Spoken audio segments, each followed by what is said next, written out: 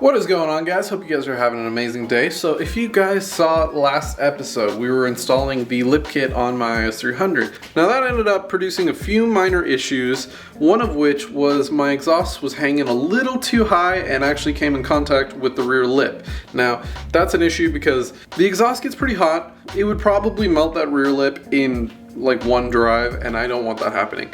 So today I'm going to be undertaking the task of trying to get the exhaust to hang a little bit lower and making sure that it doesn't come in contact with the lip. But before we get started, if you're new here, make sure to subscribe. We've got a lot of awesome content coming your way. And with that being said, let's get into it. It looks like the mounts for the original exhaust are both on a bolted on bracket right up there, which is really nice.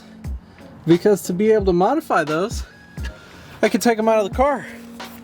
And if I can take them out of the car, I can modify them just in the garage. And that'll be fucking dope.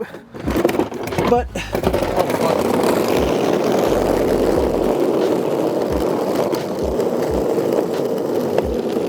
fuck. Jesus! I didn't mean to do that. I guess I should have thought of that, using a creeper on a hill, but it was kind of fun. Anyways, like I was saying, I can actually take that bracket off and take it inside of the shop and be able to modify it so that the exhaust will sit a bit lower. I think that I have to add about an inch to it, so let's see what we can do. I got the rear exhaust mount out. I have to do a few things to this. My goal is to pretty much widen where the mounts are actually going, because the mounts on the Greddy are slightly wider than this, and then I'm gonna have to lower them a little bit too to make sure that it fits well. All right, so when we get into modifying the position of the rear exhaust hanger, we run into a little bit of an issue. The rubber isolator isn't bolted onto the hanger. It's actually got these little metal like tubes that they squared off the ends on to make sure that they didn't come out. That means that it's not serviceable. I can't actually replace these rubber pieces without getting a whole new piece, except I can. So what I found out is that there's a few ways to take these out. I'll show you guys the easiest way that I found. So what I found is that if you stick these things in a vise good and tight, a nice Christmas tree bit is all that you need. So what I'm gonna do is pretty much just keep chomping until I get all the way through that squared piece. And you should feel it. So right there, you guys can see that I cut all the way through without really going into the base metal. Now, once I have that drilled out, I can go ahead and take a punch. I'm gonna use one of these big old guys, just to push that through a little bit, and then that'll just come out. There you go. So now we can actually replace these if we wanted to, or modify the bracket like we need to. All right, so I pretty much devised my plan of attack for this. What I want to do is pretty much flip both of these so that the holes are on the outside. Then I'm gonna put a little spacer in between this and the bottom of that, and then I'll weld that all together. So it'll be pretty much just the same as the factory system, except for slightly modified to make sure that it fits with my exhaust. So I think that my tool of choice is gonna be the die grinder with the cutting blade. And then for the inside, I'm gonna use a little carbide burr. This is gonna be pretty easy to get into this weld to get it nice and thin so that I can actually just like pry the thing apart. Then I'll be cooking. So let's get onto it.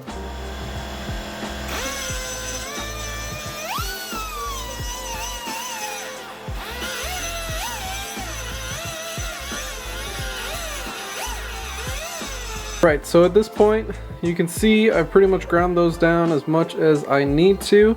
Now, I don't actually need to go all the way through with these cuts because I will be going all the way through with the cuts on the side. So these are just getting through enough to be able to just like work the weld at break once that's done.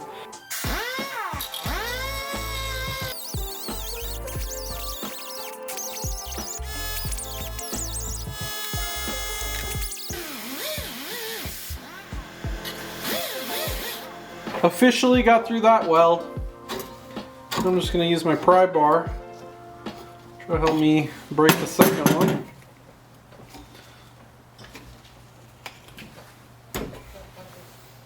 Yes, baby, that's coming.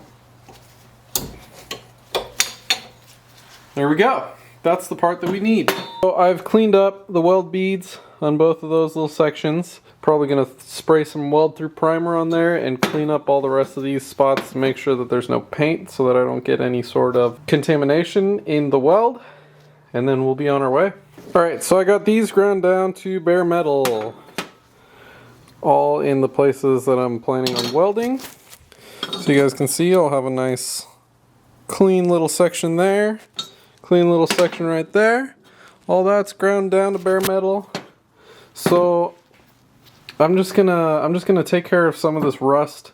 I've got to get like a, I don't know, something like sandpaper or something on a stick so that I can get rid of all that, because I don't want that to develop. So I'm gonna go ahead and get some etch primer or something on there.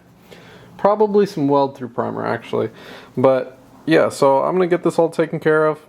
Then we'll get this welded and painted. All right, so I got the part all cleaned up. I'm gonna go ahead and lay down some weld through primer on the spots that are gonna be welded and I won't be able to get to with regular paint. This stuff is pretty expensive, so it's only gonna be going on the parts that actually need it.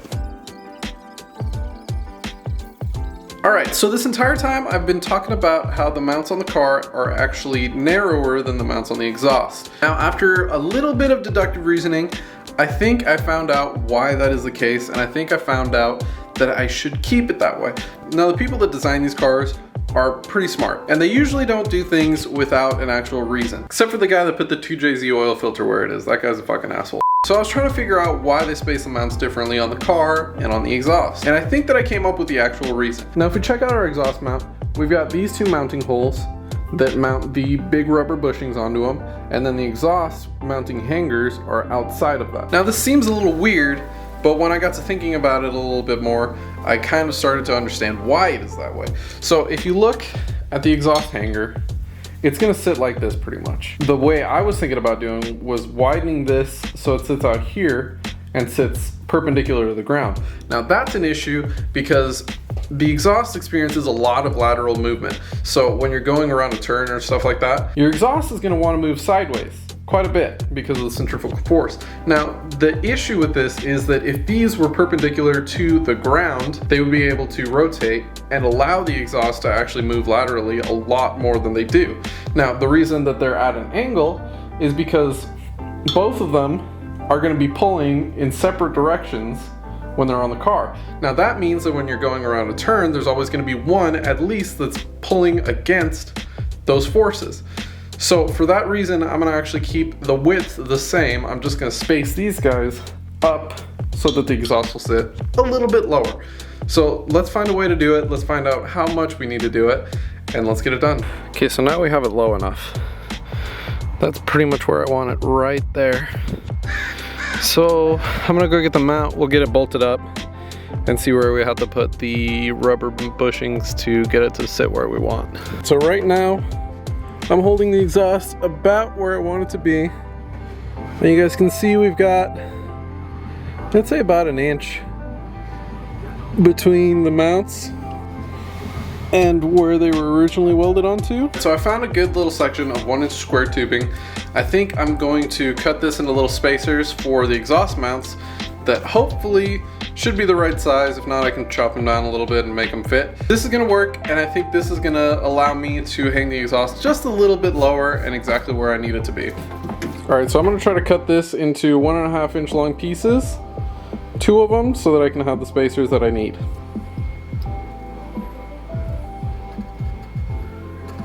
So right there are our cut lines. I'm gonna go ahead and get that cut.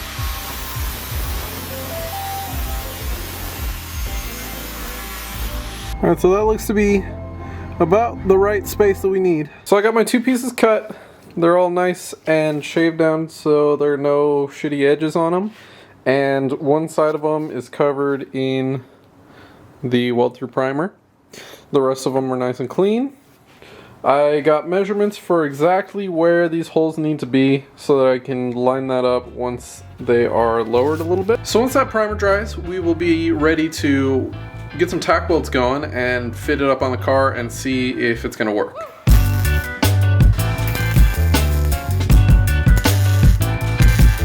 Well, it's a good thing that I only tacked them and test fitted them because I totally did it backwards. So if you can see, I skewed it over to one side because the exhaust kind of sits over to one side in the hole, so I was trying to get the mount a little bit to the side to make sure that it sits centered. I did it on the opposite side, so I got to break those welds and re-weld them in the right position, and then we should be good. All right, so it's super hard for me to show you guys this, but you can see this is touching right now. If I push it up to where the hole is going to be, it's got the perfect spacing on top and on the sides. So that's awesome. I think I'm gonna full weld that and paint it, and it should be ready to go on the car. All right, so the bracket is completely painted and dry. That thing is pretty much ready to be put in the car, but I did need to buy a few more parts to get it completely finished. Here's how that went. You know, building cars is cool and all, but sometimes it takes a little bit of creativity. Like when your dailies on jack stands and you need to go on a parts run. Looks like it's time to get my exercise for the month. Home Depot, here we go, baby. Hey look, I have more torque than my RX-7. Come here, you big orange bitch. There's my girl. All right, let's see if we can find what we're looking for. All that for like $4 of hardware. Boop, boop, boop, boop, boop. All right, let's get back. The worst decision of your life, challenging me to a duel. Why's it gotta be so cold? So I got the parts, my hands are frozen. Let's get to work. All right, so pretty much the goal at this point is to replace these little kind of rivet on things that we're holding the bushings in with a spacer and nuts and bolts. So I'm gonna go ahead and use this just round tube to make some custom size spacers to fit into this bracket, and then we'll get it all bolted together. First spacer is cut out. That guy's just gonna go into the bushing and allow me to bolt it to the bracket.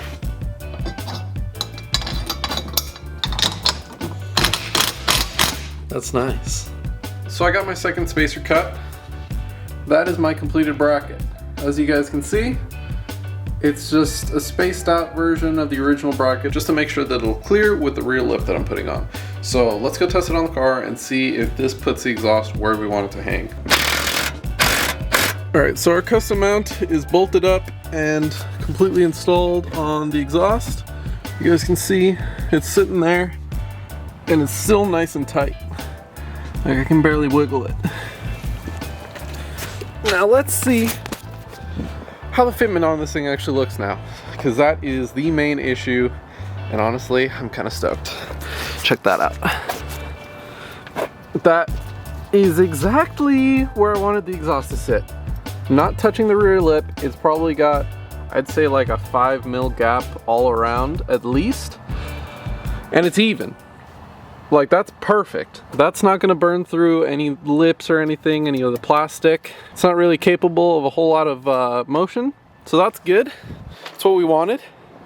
That exhaust is fitting there perfectly. So I think the next steps are going to be trying to get new side skirts. I did get the email that shows that my return got accepted, so I pretty much just got to send the old ones back at this point and order some new ones that'll fit better. I do think I'm gonna roll with the rear lip without it painted, just to kind of like have it there and like keep me motivated to actually work on it. So pretty soon we should be getting those new side skirts that'll actually fit the car, hopefully, and then we'll be able to take everything off, get it painted, and get it reinstalled on the car.